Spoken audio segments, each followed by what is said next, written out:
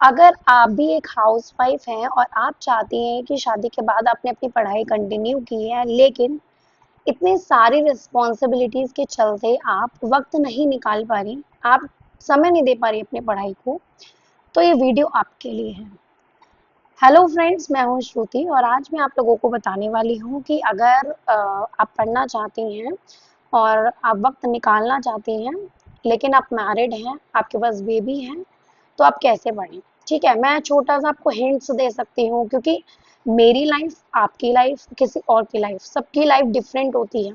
ठीक है, तो ज़रूरी नहीं है कि आफ्टर मैरिज जो मेरा स्केड्यूल है वही आपका स्केड्यूल हो, वही किसी और का हो।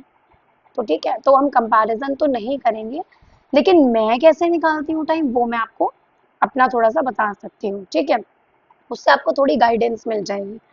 तो सबसे पहली चीज़, टू बी वेरी ऑनेस्ट, जो नॉर्मल स्टूडेंट्स होते हैं, स्टूडेंट लाइफ के जो स्ट्रैटेजीज होती हैं, जो प्लान्स होते हैं स्टडी के, उनमें और जो आफ्टर मैरिज आप अपनी पढ़ाई करते हो उनमें बहुत ज़्यादा इतने ऊपर और नीचे लेवल का डिफरेंस होता है। ठीक है, तो ये ना सोचे कि उस बंदे का जॉब लग गई है, उस बंदे ने इतना बढ़िया कर लिया तो मैं नहीं कर पा रही हूँ। ठीक है, आप ये देखिए कि आप कितनी सारी रिस्पॉन्सिबिलिटीज के चलते इतना आपने सोचा भी है, तो वो भी बहुत बड़ी बात है।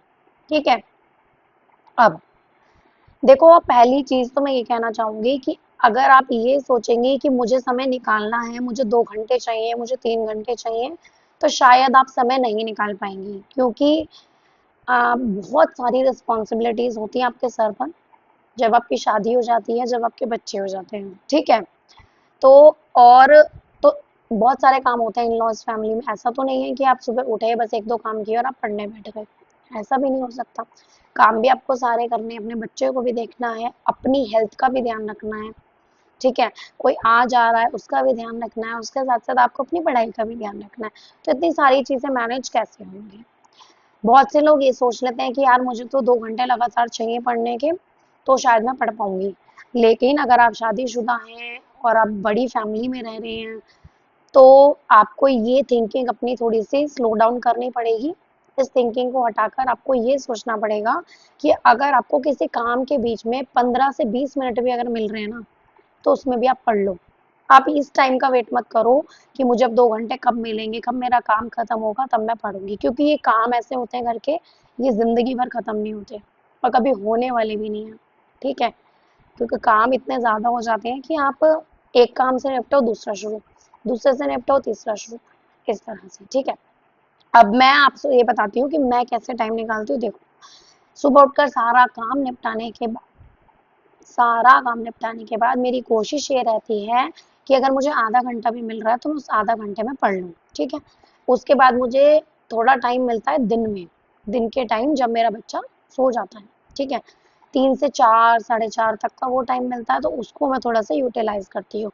उसके बाद मुझे रात को 11 बजे तक, 11:30, 12 बजे तक मुझे कोई टाइम नहीं मिलता, क्योंकि काम होते हैं, बच्चे को देखना होता है, सब लोग ऑफिस से आ जाते हैं, शॉप से आ जाते हैं, तो उनका डिनर एंड ऑल सब कुछ। उसके बाद जो अब आजकल के बेबीज आप लोग जानती हो कैसे हैं कि वो सो कर ही नहीं देते हैं, तो 12-12 बजे वो सो रहे हैं। उसके बाद 1 घंटे का टाइम मैं अपना निकालती हूँ, चाहे मुझे उसमें 1:30 बज जाए, चाहे मुझे उसमें 2 बज जाए। तो बेसिकली ये तीनों जो टाइम हो गए वो ऐसे टाइम हो गए कि बहुत इजीली आप टाइम निकाल सकते हो। दिन में आपका बेबी सोएगा तो आप तब पढ़ सकते हो, और रात को बेबी के सोने के बाद आप पढ़ सकते हो। उसके बाद भी अगर आप ये सोचोगे कि यार टाइम नहीं मिल रहा, टाइम नहीं मिल रहा, टाइम नहीं मिल रहा, तो वो तो देखो कभी नहीं मिलेगा जिंदगी में, काम खत्म नहीं होने वाले। ठीक है, तो इस तरह से ट्राई करो कि 10 मिनट किचन में भी अगर आप कुछ काम कर रही हैं, तो सामने यूट्यूब खोलो, अपना टॉपिक लगा लो, ईयरफोन्स लगा लो, और खाना बनाते बनाते आप उस टॉपिक को सुनो। अगर आप उस टॉपिक को 2-3 दिन ऐसे लगातार सुनते रहेंगी, 5-5, 10-10 मिनट में, तो आपको वो चीज़ याद हो जाएगी। ठीक है, तो ऐसे भी तैयारी का ऑप्शन अच्छा है। तो बस ये थी कुछ छोटी सी टिप्स जो आप लोगों को हेल्प कर सकती हैं। ठीक है, बाय बाय।